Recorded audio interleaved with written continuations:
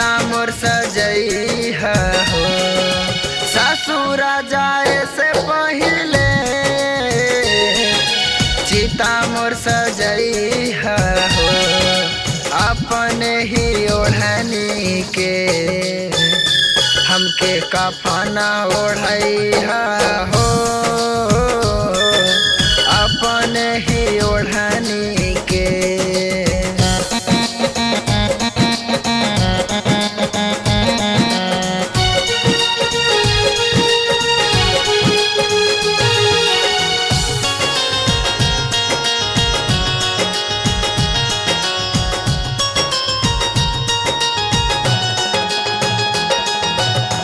पियावा के संगे अपना जैबू तू घरे एने हमर लाश जाई घाटी पे जरे घाटी पे जरे।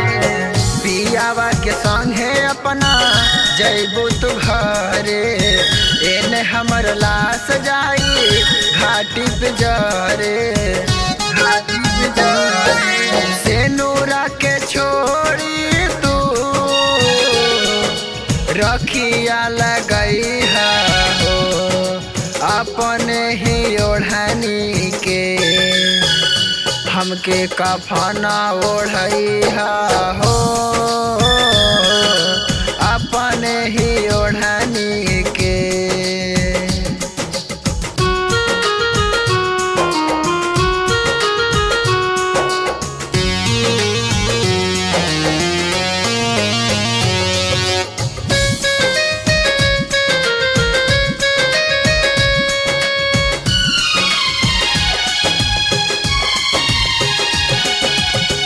सूरज के साथ जानम रहबू न खुश हो हमर प्यार तो के कोई महसूस हो कोई महसूस हो।